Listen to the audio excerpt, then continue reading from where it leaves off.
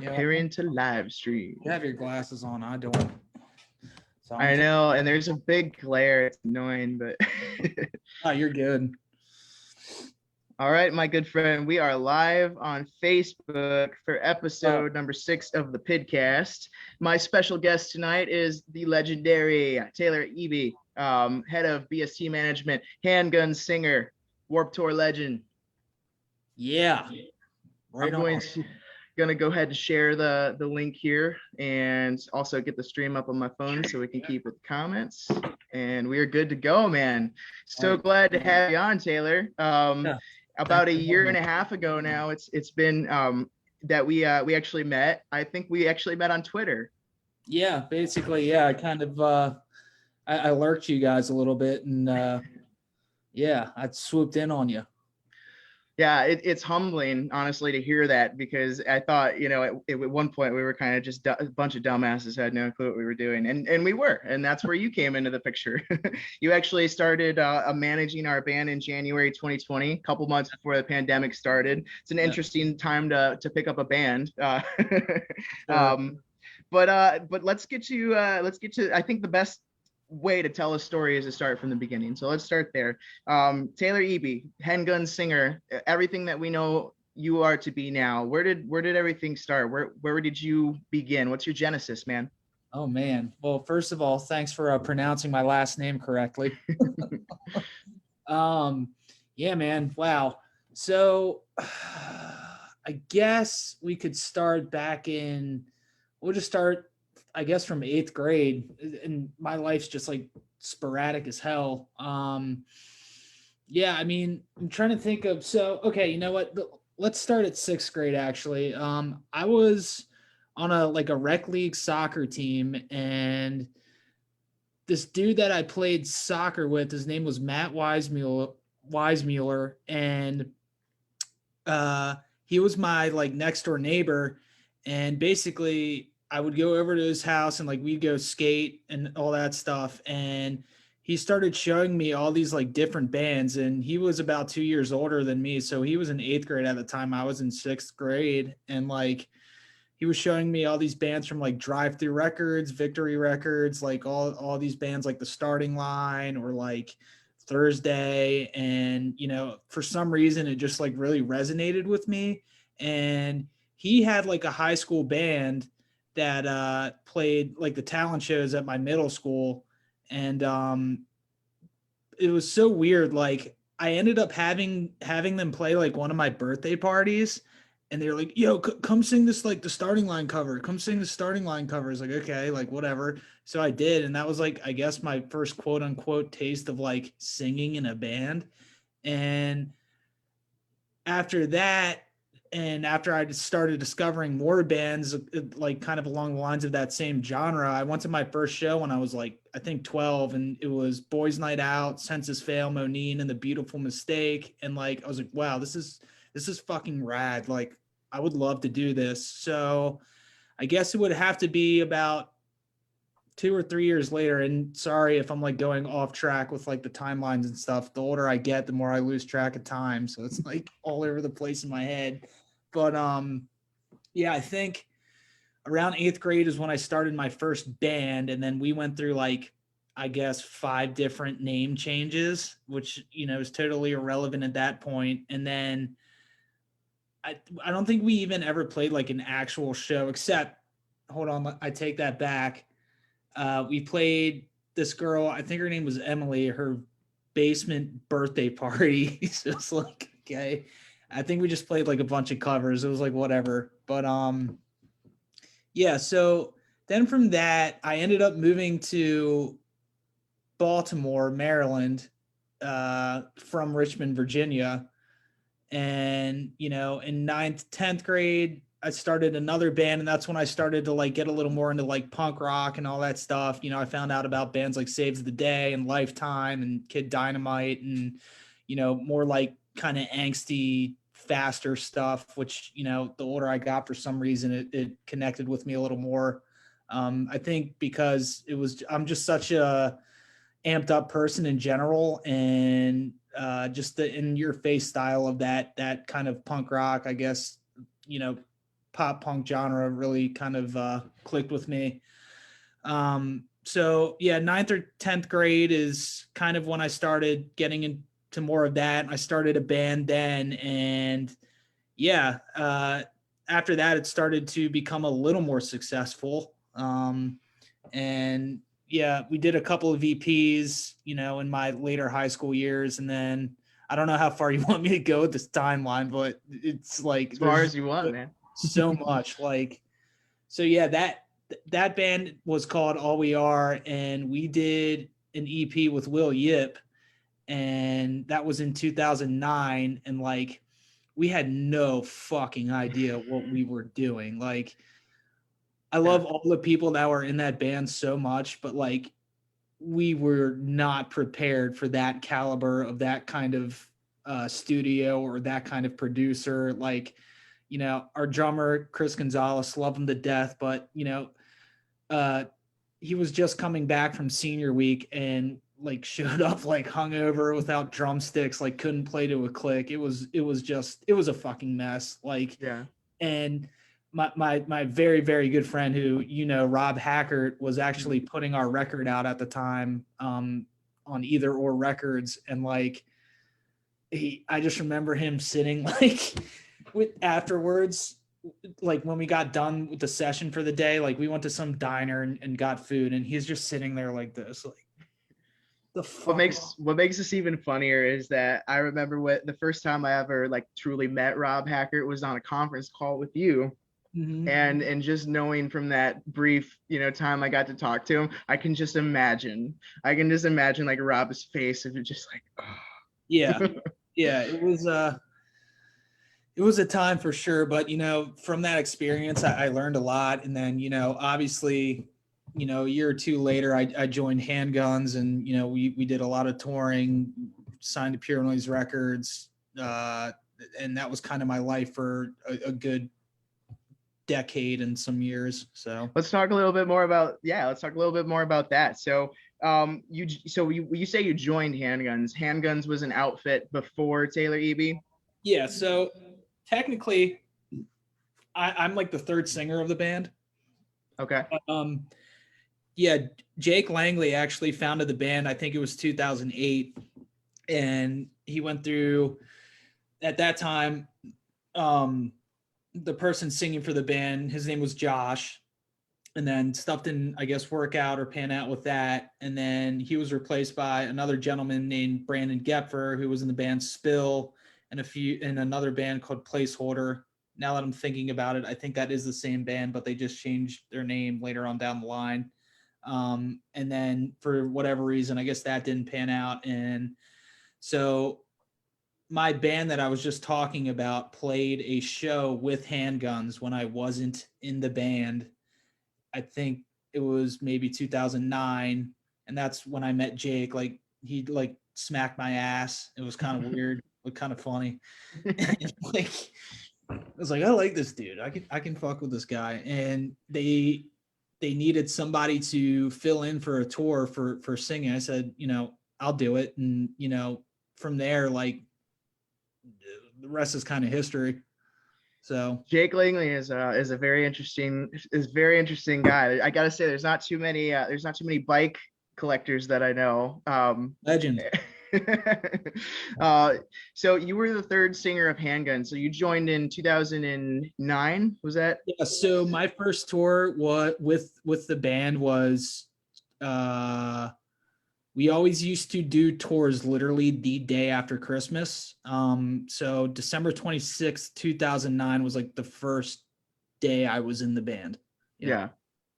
And so that first tour, was that around the time that you guys did the first Handguns EP? The one that was that the EP that got you guys signed to Pure Noise?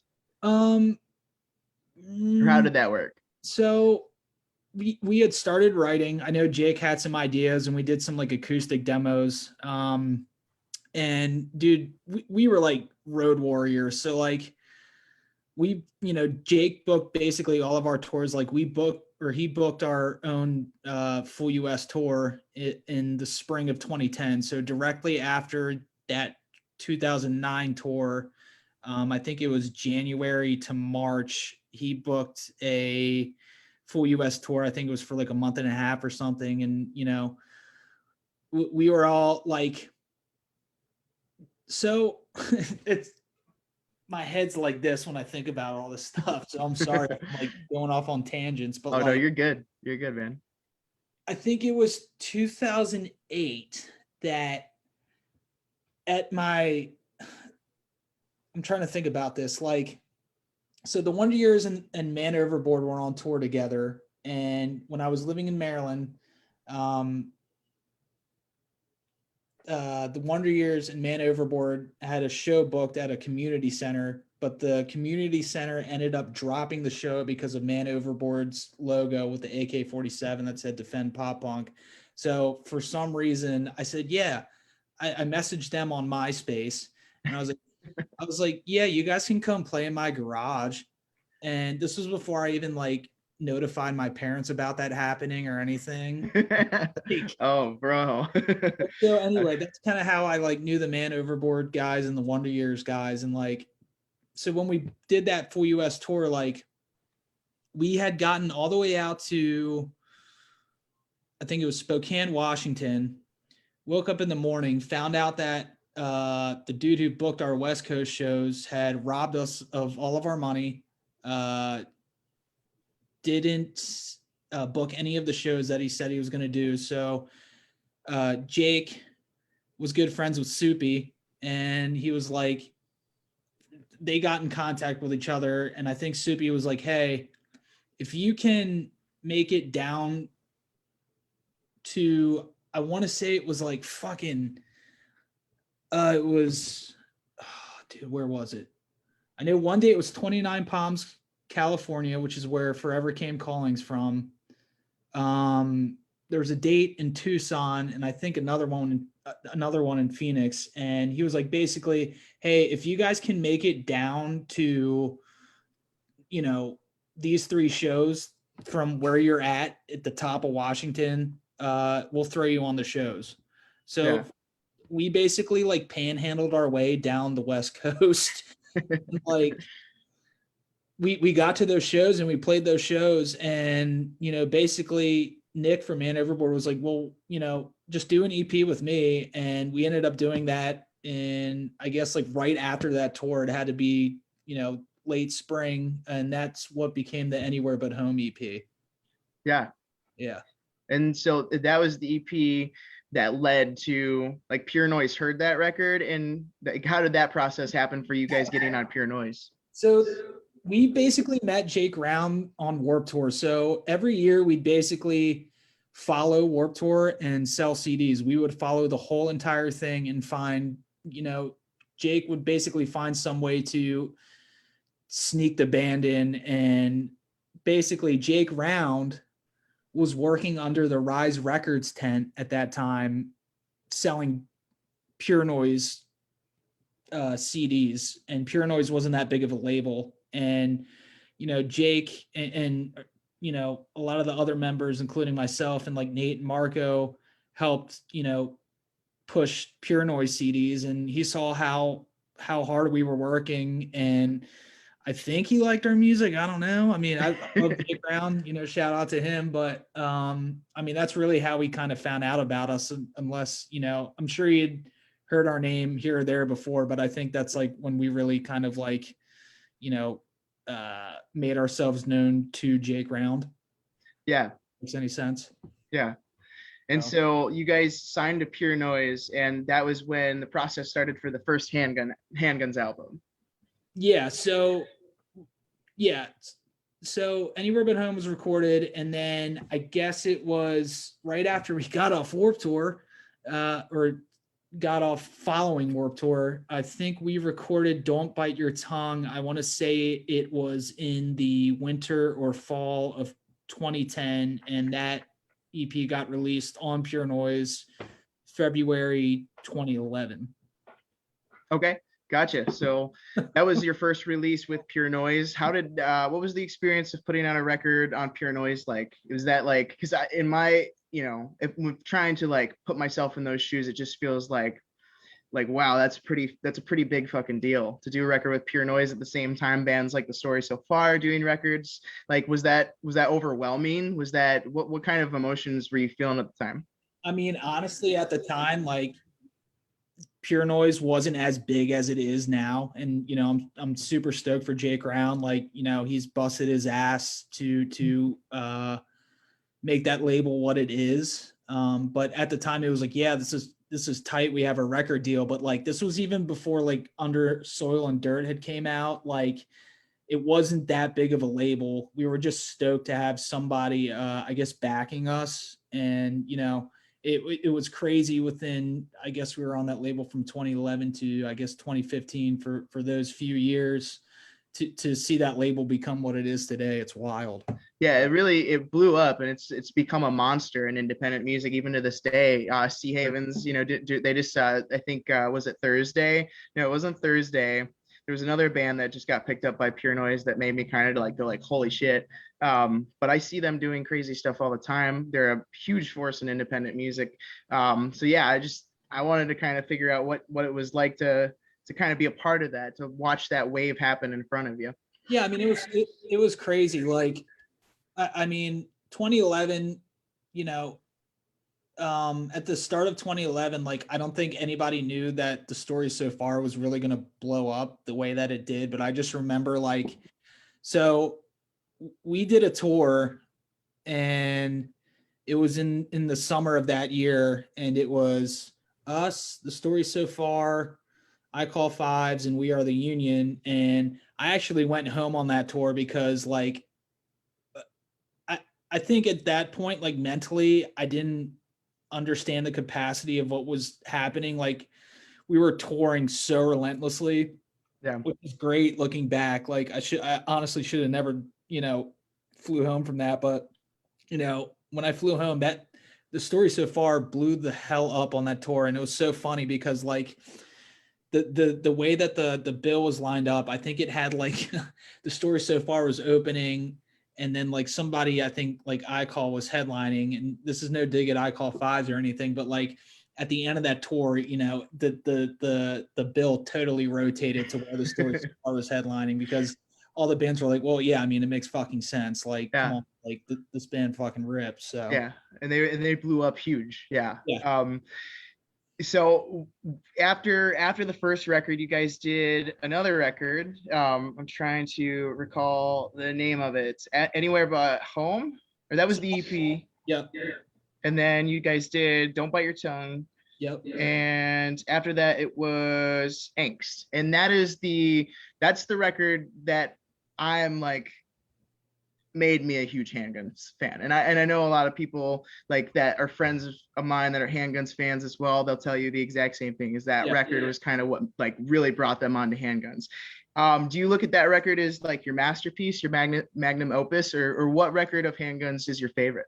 I mean, I love all of our records for what they are. Because this is gonna sound kind of like probably like a cliche answer, but like each record under the Handguns catalog to me is just kind of like a snapshot of where the band was at that time. So it's like I don't pick favorites. Like there's certain things where I listen back, I'm like, man, I really wish I wouldn't have done that, or that this part would have gone like this or anything. But like, you know I don't pick favorites out of the records. As far as angst goes, like, yeah, that was definitely like our first legitimate full length. And we did that with Chris Curran up in Webster Lake, Massachusetts. You should look up the actual name for Webster Lake right now and try to read it to me.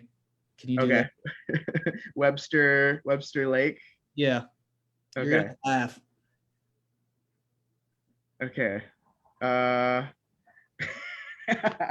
like like Chowbunnagungamog or something like that. Yeah, it's wild. But That yeah, is way too many letters, man.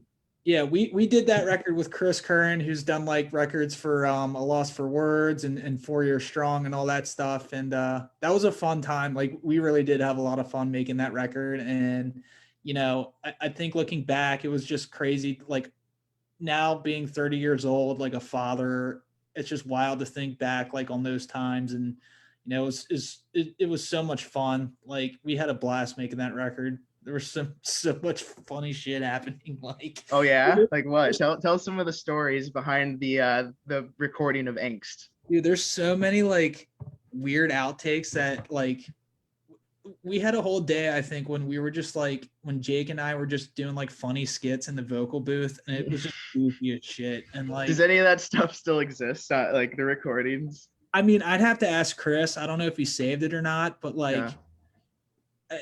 dude, it was so long ago too. Like, I'm trying to think if there was like, I mean, first of all, the where the studio was located was beautiful. It was literally right on the lake, and like Yeah. there was the outdoor fire pit and all this cool stuff. And Chris is fucking killing it right now with his new studio called Reclaim, and or under Reclaim management, which is fucking rad. But yeah, dude, like I can't think of any off the top of my head. Like I'd have to really sit here and think, but because the more I think about this and the more you ask me these questions, dude, like it just is such a fucking blur. It's wild.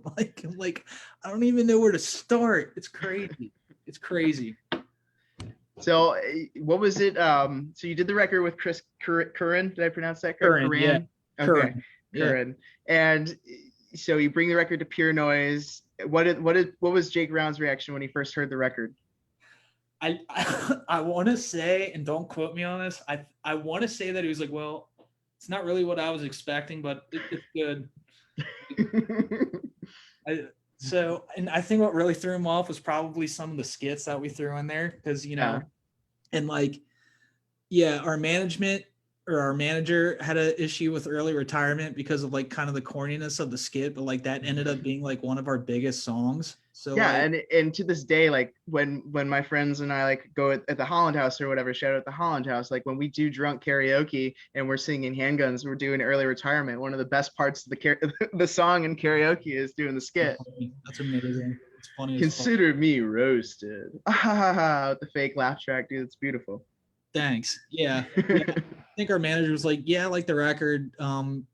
Maybe don't put early retirement on there. Like, we're gonna do it. So like, just take it off the record, and then it ended up being one of your best songs. Yeah, it's pretty funny how that worked out. So it's like, fuck you, let us do what we want. That's why, like, and that's a thing I've learned as a manager. At the end of the day, like the one thing I don't want to do is, tell people what they can or can't do with their art, like, because it's such a subjective thing. Like, I would never tell your band to be like, don't put, arsonist on there, or don't put fucking, glow on there. It's because it's your band, like it's your vision. I'm here to, elevate your vision and, do whatever I can do to create opportunities for the band and to put anything I can do in the best interest of the band. So like, that's one thing, I've kind of taken with me as a manager in this new venture that I'm doing, is to never like put boundaries on creativity, because I think that's fucking awful.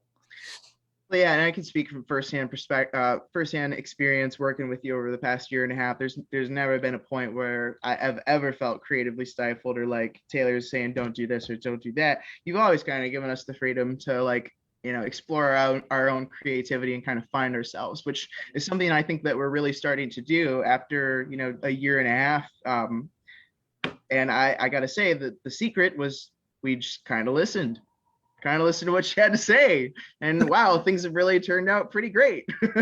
I mean, I gotta say, man, like from what I knew the band as, like starting out when we first started working together, to what's this new EP and everything, it's a major improvement. And I'm proud of the whole team and the band. And Steven fucking killed it on the production. I think he did a super great job. I'm just excited to finally get this out, and like, thank you for trusting me. Thank you for giving us the opportunity to learn. Couldn't have done it without you for sure. And I agree, Steven killed the record. Got those, I posted about it earlier. We got some mixes back today. It sounds so good. It's crazy. can't wait to bring this EP to the masses, man.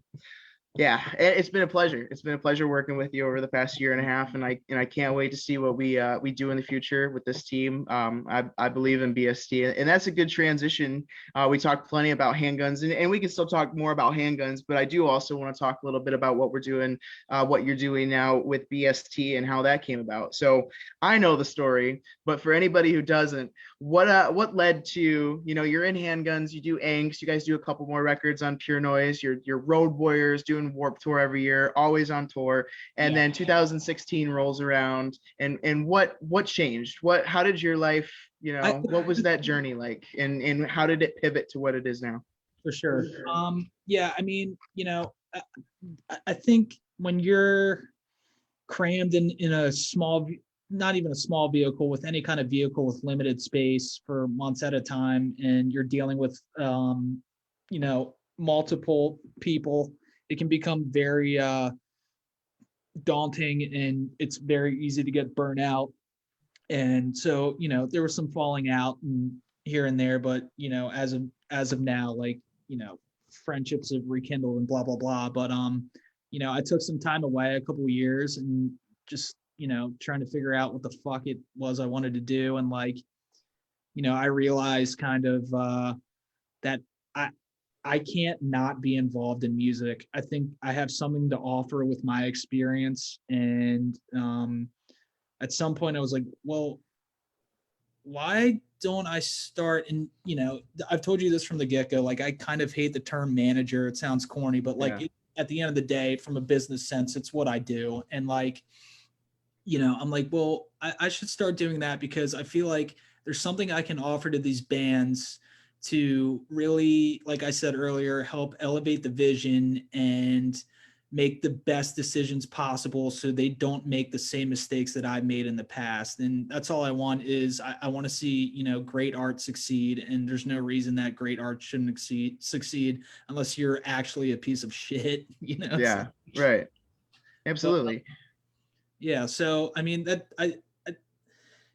I guess I kind of got into it full time almost, about a year ago. And, I was working another job, and I was like, I have nothing to offer here. And I just think that, like, You had an early retirement moment.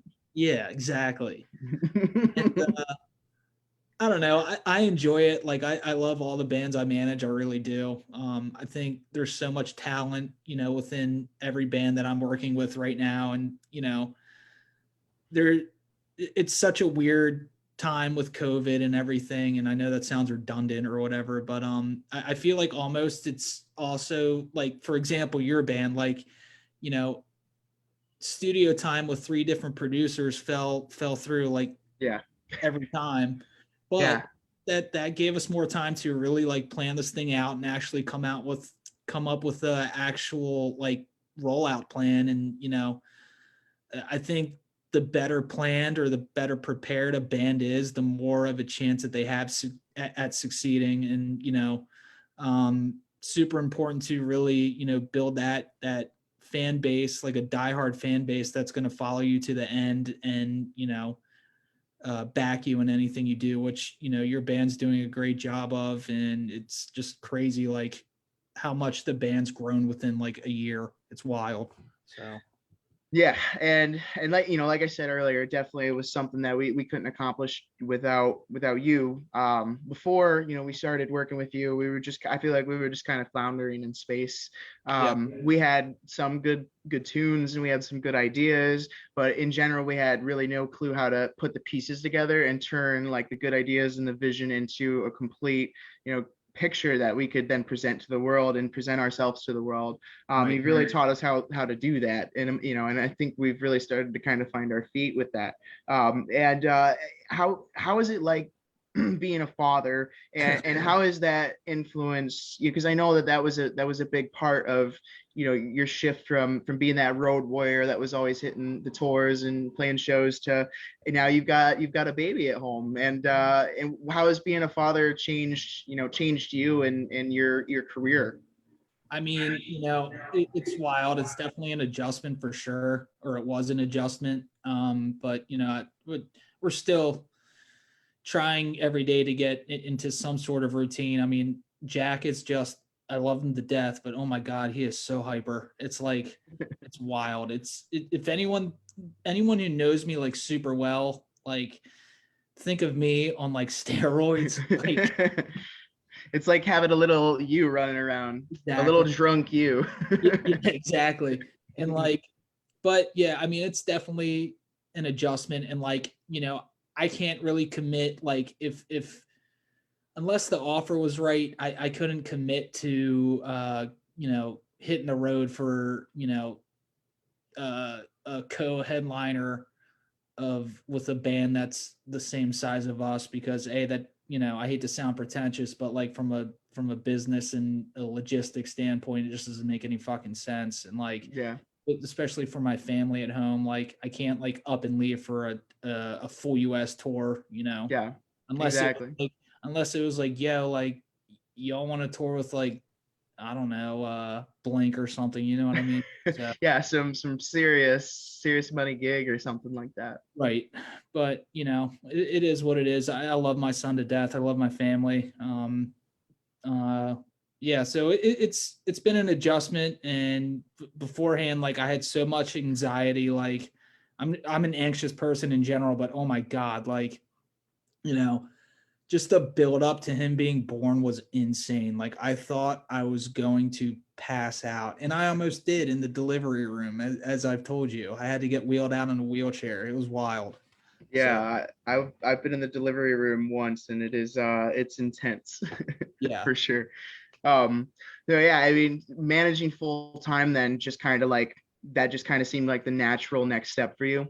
yeah. For some reason, there was just a voice in my head, and I really honestly did a lot of research, and I listened to my peers and like just getting advice, because I don't want to be the manager that just sits on his ass and takes money because, you're because of the title management, like, and I've asked around, like Jake Round has given me good advice. Justin from Man Overboard's given me good advice. I was just on the phone with Maddie from A Loss for Words yesterday, just, you know, asking him, for any advice. And like, I'm very thankful to be able to, I guess, revisit those relationships that I've built on my own. And having people like Maddie or Jake Round or anybody like that have my back still. So it means a lot, and Mhm. I'm super thankful for it. So That's awesome. And, it just goes to show that, Jake's a good guy and he cares about,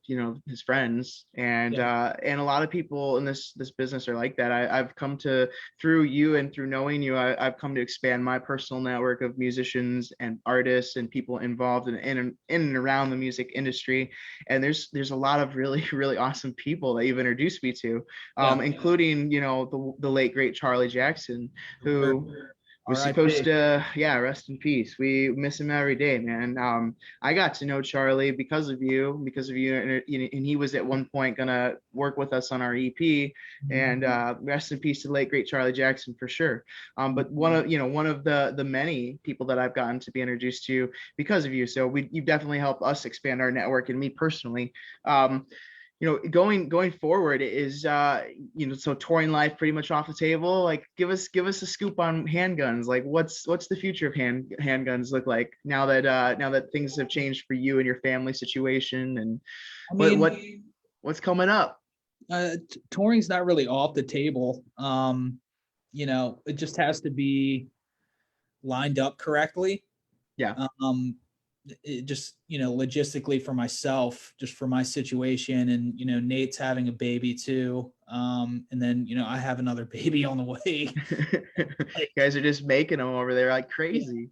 Yeah. So, we put a record out, I guess it's been a little over a year now, last year, called When the Light Burns Out. That's the last like real big major thing we've done. It's just such, nobody knows what's going to happen with shows. Like I was just on the phone with a booking agent earlier today, and like, trying to figure some stuff out, and there's really no answer. I mean, Madball played that show in New York City, which was like, okay. And like, Backfired on it's backfiring on them big time too. yeah, it's, I just want, yeah, as far as handguns goes, I mean, we've done a little bit of demoing here and there. So we'll see. I mean, nothing's really set in stone right now just because of the timing. You know, me and Jake talk pretty much every day. He's always sending me little voice Dick memos. pics. Yeah, exactly. Yeah, best part. Here, bro, Um, here's my ass cheeks. but I did want to dial back to the people that I've made connections with, just to get on this point for anybody listening here. It's super important to maintain relationships in the industry and not burning in any bridges, because you never know, like, that person that you don't necessarily like might be the person you need to go to, I don't know, get on a tour or a show. I just wanted to go back and revisit that for a Yeah, second. no, that's great advice. It's great But advice. it's so important to maintain relationships in this industry. I cannot stress that enough. But Dylan anyway, Bowers popped in the chat what up, with a Dylan? wave. What's Dylan up, from man? Weatherborn. My man. What's up, dude? Yeah, but no, it's definitely excellent advice, and that was something like when I was younger, before I really even like before anybody really even knew who the fuck I was, you know, I always kind of had this weird like hostility about me, and I Right. always look back at that kind of standoffness, and I'm like, why was I like that? I probably made a lot of people think I was just like an absolute dipshit or dickhead, you know, or something, and so you know, I've tried to adopt that philosophy, you know, myself. So it's another thing that I've learned from working with you. Yeah. Dylan says just got off work, checking in. What up, dog? Big dog in the house. How many bands you got now with BST, man? I want to say it's like about 8. The most recent band that I just picked up is Cleveland Avenue. They're a fucking rad ass pop punk band from Chicago. They just put a new single out called Untaken. It's fucking dope. Yeah, so I think I'm I think I'm maxed out at probably like 8.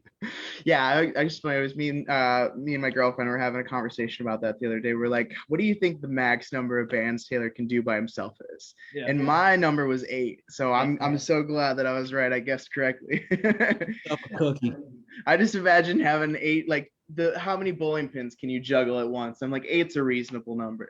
Yeah, you know, I try to be as hands on as I can, just with the planning aspect and making sure, like, you know, as a manager, I feel like it's my duty to kind of steer the ship in the direction that's going to be productive and get the best end result. And so, yeah, I'm super excited about all the bands that I'm working with right now. I'm thankful that everyone's sought after me, or you know, decided to work with me. So I'm super happy about it. BST stands for blood, sweat, and tears. Is that, would you say that it's the core value of what you want to instill in your bands? Is that work ethic? What is important to you to instill in bands you work with, and what do you think is important for a band to for in this modern day and age? What's important for bands to be doing? Yeah, that is a core ethic, blood, sweat, and tears. Like, you know, you got to put the work in beforehand. You can't expect like instant gratification, as much as like we all want that. Like, if you don't put the work in beforehand as a band to, you know, build, you know, a fan base or a community, or you know, a certain identity that people associate your band with, like, you're going to have nothing to fall back on. You have no foundation to fall back on. And I'm a firm believer in that. And, you know, I just, you know, um, yeah, I think that's about it. Like, I'm trying to think if I can go a little deeper with that there.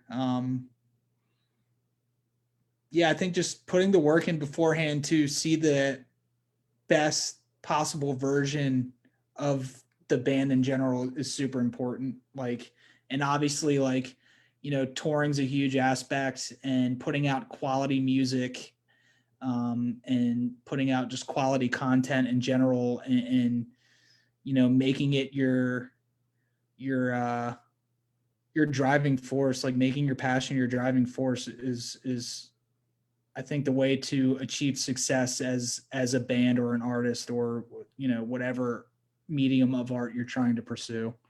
Right So, on. Do you have any pet peeves or things that annoy you that bands do that you wish that they didn't? oh man, uh, not dude. It takes a lot to get me annoyed. Like I have an 11 month at home. So like, That I really mean, helps with the tolerance factor.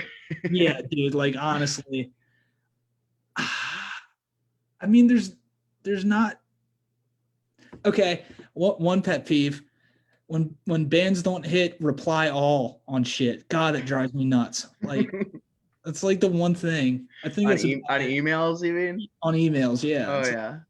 Do fuck. we do I do that? I don't think you do. Okay. You Because might have once or twice. I work in a job that involves emailing, pretty frequently. So I feel like I've got pretty decent email ethic. Yeah. No, you're actually super professional in your emails, which I admire. So Yeah. I'm not out here like you want to work with us with yeah, spelling you with a U instead of like the whole word. yeah. I think and this isn't even like a really pet peeve in general. But when like bands hit me up and they're like, "Hey, can you manage us?" And me being the nice person I'm in, I'm like, "Well, let's talk. What are you trying to do?" And it's like, "Oh, well, we just want to become big." I'm like, okay, well, that right there just says it all. So like, good luck. Yeah. And I hate to Yeah. say like an asshole, but like it's just I think for both parties involved, management and bands, it has to be worth it for both teams. Like, Right. if your band was like, hey, like we just want to go play the same bar circuit every night, and okay, well, why am I here then? Like, Yeah. it's just a waste of time for everyone. It's so yeah. I mean, I don't have. There's no specific pet peeves that I have. I'm dealing with multiple different types of personalities a day, and I love Yeah. it. It gives me fresh and new perspectives on certain things that I might have not have thought of before, which is dope. So yeah, dude, I love what I do right now. I'm very happy. Well, and I'm telling you, man, I'm happy that you decided to get into the game and decided to check us out and lurk us, because I feel like that was a moment in time that will end up being kind of defining for us for sure. Right on. And I appreciate everything that I've learned and that you've been able to do for us. And when I say for us, I don't mean that you did it for us. I mean that you helped us do it ourselves. Right. We've had to put the work in. We've had to take those steps and make those leaps, and kind of in a lot of cases, especially in my case, swallow my pride and realize that Yeah. I don't really know as much as I thought I did. Yeah. Talking to Rob Hacker taught me that I didn't know nearly as much as I thought I did, because that dude's like brilliant and he knows so much, and he kind of ribbed on me a little bit for Dude, he rips on everybody. That's his style. I love Uh, Rob. Rob's a good guy. I see him every so often. I see him pop up in our Instagram notifications because he likes something. I'm like, yeah, what's up, Rob? He's stoked on your band too. So Yeah, and I appreciate that. I the fact that like versus 2 years ago to now, seeing people stoked on our band, it really means the world, because at one point it was like felt like it was pulling teeth to get anybody to care one bit. Like to get one like on Facebook was like a big deal, and now it's like we I would look at our Spotify numbers and we're doing 1,500 monthly listeners before we even put the record out. yeah, So if that doesn't show you right there, that putting the work in and doing what you're supposed to do, kind of putting the good phrase I used to hear is taking the cotton out of your ears and putting it in your mouth. It's a great way to learn. No, that's great. I love that. That's funny. So I know you mentioned earlier that baby number 2 is on the way. I know that that's new. How's it feel to be expecting again? Are you nervous at all? Always, dude. I'm always nervous. Like, oh man, like I'm excited. Don't get me wrong, but man, Yeah. it's just like it like having Jack here makes me feel like I'm dreaming, and then it's just like, oh, you're having another baby. Like, oh, I'm definitely dreaming. Like it's I and maybe people take, with two kids, take the situation a little differently than I do. It's probably honestly just like my insanely high anxiety, but like I'm just like, oh my god, like what am I gonna do?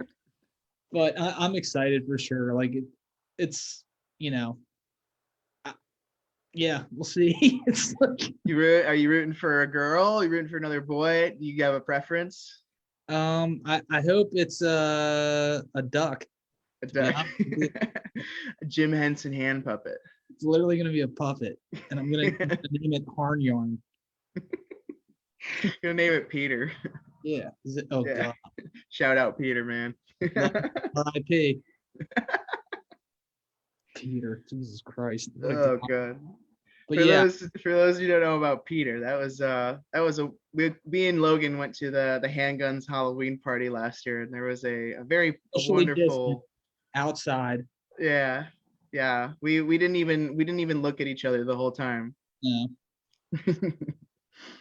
Yeah. Oh, poor Peter. Poor Peter. If you Amen. want some water, go get it from the swamp. Good times. Oh man. So with this current roster of BST, Yeah. what would you say your goal is for the next couple of years? What are you do you guys do we have a game plan for what you want BST to look like in 2 years, or what how you want to grow the business? Are you going to take on like additional people that'll also be representing bands, or I like mean, what's your growth perspective on what's your 5 year perspective on BST and what you're going to do with it?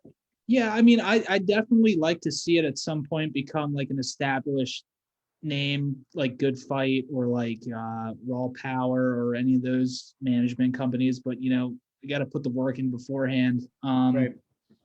You know, what I'd like to see in the short term right now is just like all these bands that I'm working with succeed. Like I said, put out really good quality music, put the work in behind the scenes, and like as long as you put the work in, you'll get results. I think if you kind of step back a little bit and view uh, making a career out of band is almost like you're building something physically. I think that's super important to get the best end result of what it is you're trying to do. Yeah, but I'd love to see it grow and have uh, other people represent the business. But right now, I want to see bands like you or Sad Sun or Weatherworn or The Overlooked or Stage Bombs or Cleveland Avenue. Any of those bands. I want to create opportunities for bands and really shine the spotlight on what I think has a lot of potential and deserves to be heard. And yeah, it's not when I manage bands, it's not about me. I have a passion for like helping people and guiding people in the right direction. So that's what I'm looking to do as of right now. But yeah, later if I can turn this into like a bigger thing, I'm all about it. So For sure. Um, yeah, I was gonna bring Logan on, but he bailed out of the waiting room. Wow, what a wow, jerk. Logan, what the hell? I'll text him real quick and say, hey, come back into the waiting room if you want. He's salty because he wanted to come on earlier. Oh, here, there he is. He's salty because he wanted to come on earlier, and I was like, maybe at the end. I want to talk to Taylor first. So I'm gonna bring Logan on. We'll shoot the shit with him for a minute. Sick. Logan. Why is it? Are you a possum? I think was that Mike Twain? What's up, dude? Dude, you look terrifying. I know, I like it. Honestly, I've got a fear boner going on pretty hard right now. I think he. There you go. Hey, did you figure out? You got to be smarter than the microphone. Yeah, you telling me. How's it going? Shit, it's fucking dark in here. What's up? Are you in a closet? Like, where are you? Someone I'm stuffed you in hiding. a box. Blink twice if you need help. They're coming. He's getting shipped overseas. Let me do some. Are you okay? Yeah. Do I need to call 911? Yeah, I'm fine. I just got home. I'm just kind of chilling in the car. Do you do you live in a box? This is my van, but it's pretty much a box. So He actually lives behind a 7-Eleven. Wait, hold on. Does Logan really have a van? Yes, we brought it to your house. We drove it to Virginia. Oh, it's the I minivan. Yeah. yeah, Right on. I slept in it. That's right, I forgot. Nice, nice. Hey, I don't have that much time, but I kind of just wanted to come in and say like hey and like also like congratulations on like being a daddy. Thanks. Thanks, Daddy. Dottie. Daddy, chill. Daddy chill. What the Are you, hell even is that? are you What stoked the on hell the is even EP, that? Logan? What's that? Are you stoked on the EP? Yeah, it sounds really good. Sounds I'm a rad. fan. I'm particularly fond of like how Never Home Always came out, honestly. I dig that song a lot. You and him both, man. I feel like really strongly about the Arsonist, and you guys are all about Never Home It's a Always. good one too. I do feel I talked to Steven too, and even Steven was like, man, Never Home Always came out clean. yeah, dude.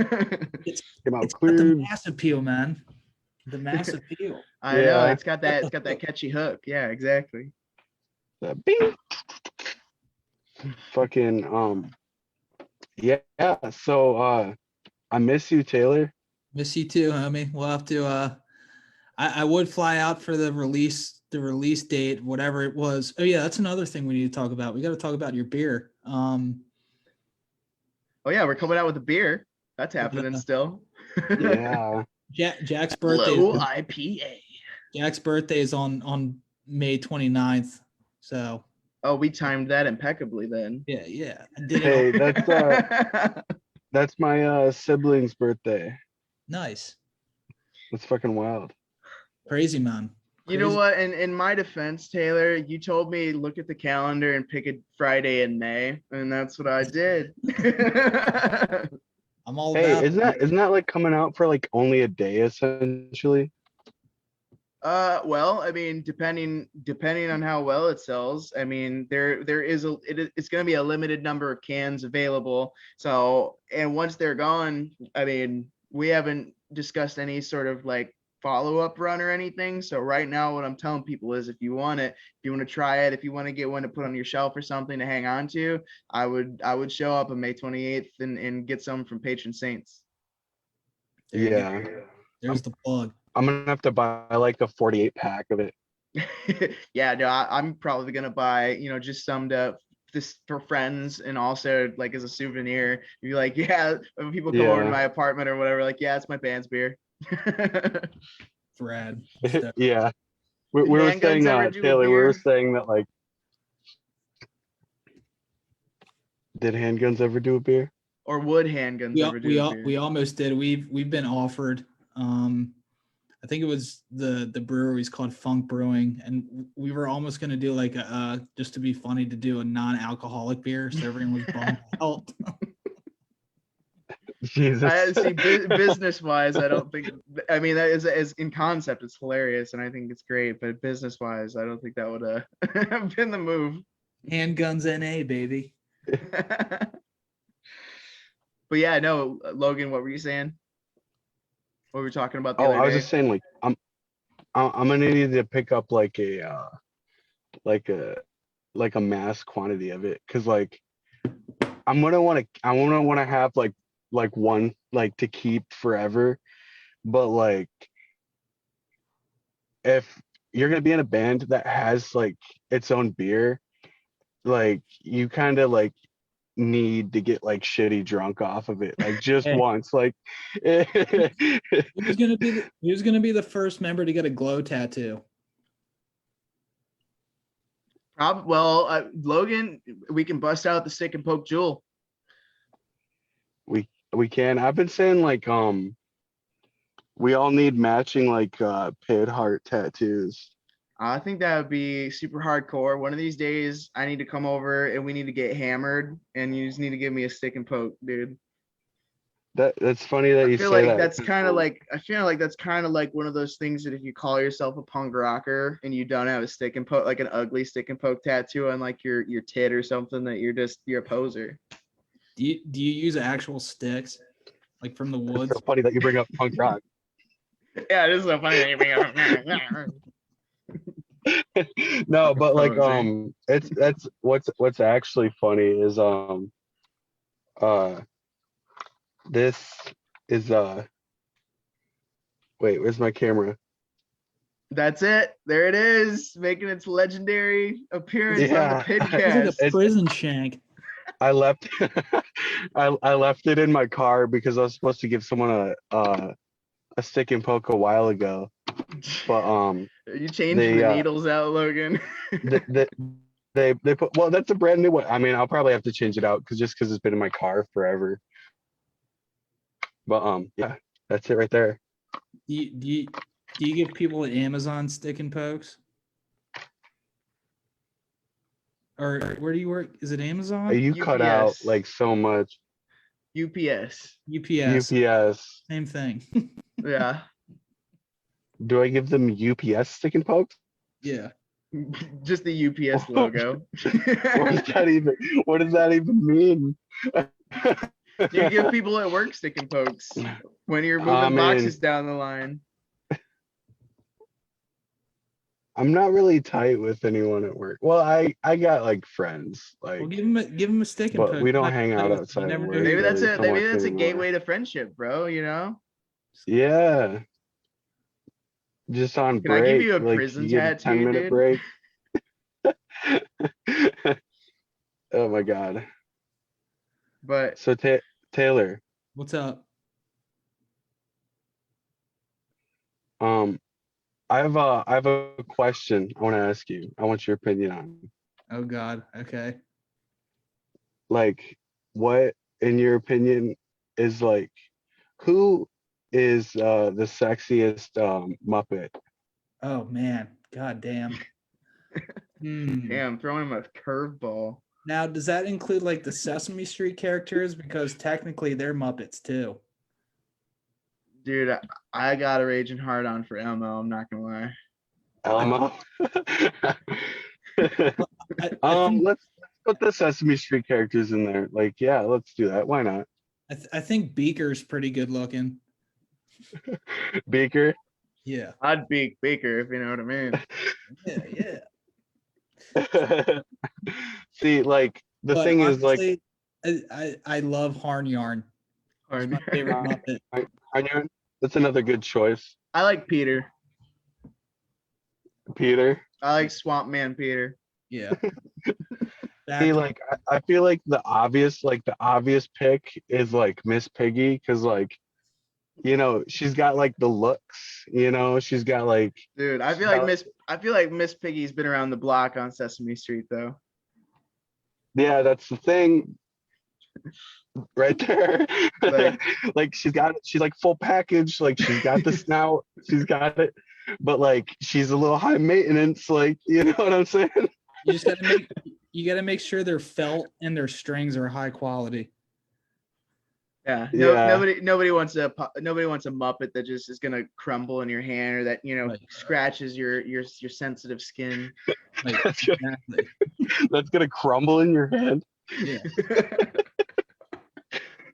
See, my pick would probably be like the Swedish Chef, Nice. because like, That mustache game though. because yeah, he's the provider is the thing. You know what I'm saying? You think He's like the Burt Reynolds provider? of the Muppets. Are you an Alaskan bush people?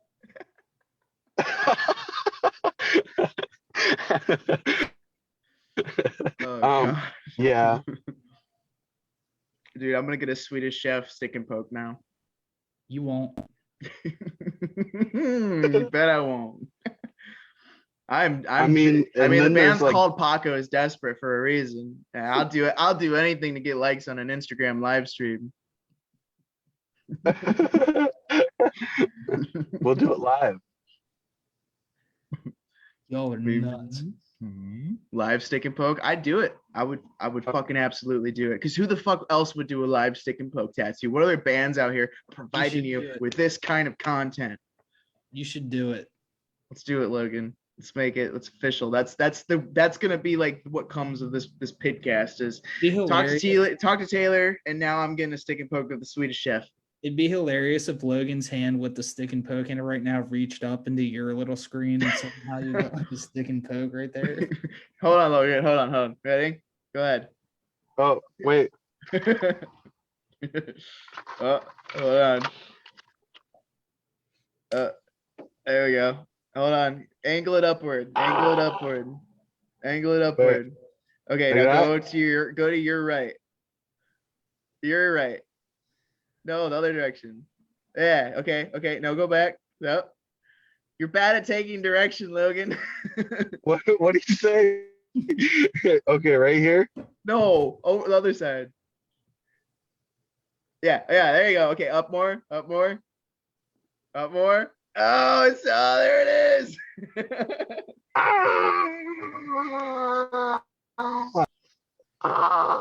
happen.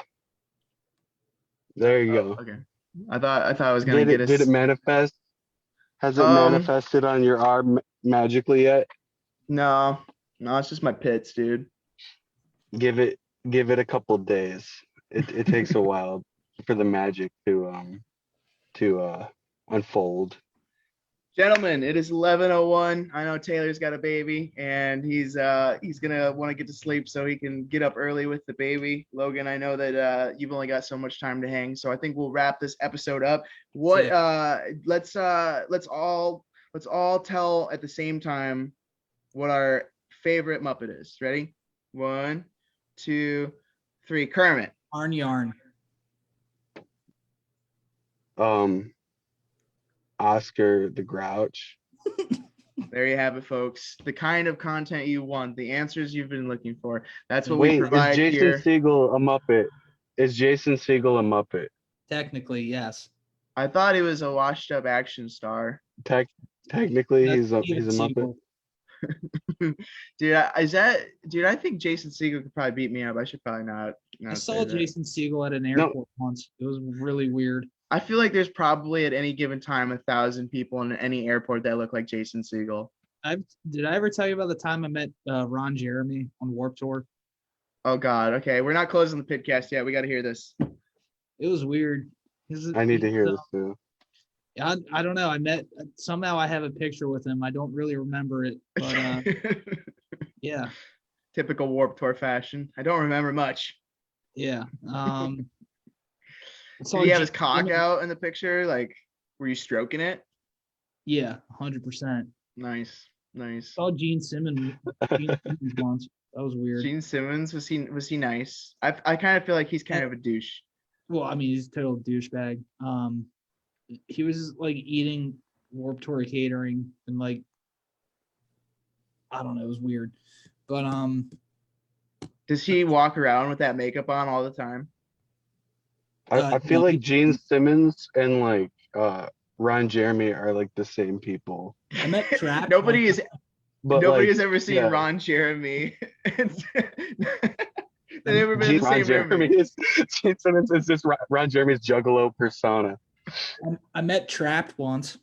Oh, dude, I left Chris Taylor Brown a voicemail once and told him he was a little bitch. It was awesome. His phone number got leaked online, and so I called him up, and he's like, it went to voicemail. I was like, this is Chris Taylor Brown. Leave a message. And I'm like, hey, Chris Taylor Brown, I just want to say you're a fucking bitch. And I hung up. It was great. That's amazing. Yeah. I didn't meet him, but some of the other dudes we were on tour with Strung Out and like the rest of like their crew or whatever. I think a few of their band members came out to the show. And it was actually in Cleveland at the Grog Shop. Grog Shop. Yeah. Love that place. Yeah. Been there many times for concerts. I actually saw Mineral at the Grog Shop on their fucking reunion tour. Into It, Over It opened for them. It was awesome. Right on. It's badass. Yeah, I've played there a few times. Saw the Get Up Kids there as well. Another great band. I saw Pup at the Grog Shop. Dude, Pup, I think it was the last day of Warp 2015. They did like a I think they played a Beastie Boys cover. They did Sabotage by the Beastie Boys, and it was fucking rad. It Dude, was yeah, fucking- that's a great song for them. yeah, it was rad. So, but well, Daddy's got to go to bed. I'm feeling pretty tired myself. I had a long day. Thank you for everybody that tuned in. Thank you, Taylor, for you. being on and just being awesome in general, being our friend and our mentor, and we appreciate you with all the love in the world. Logan, you got anything before we knock out tonight? Nah, I don't think so. Just peace, guys. Peace. Glow. See you later. I'm gonna leave the chat.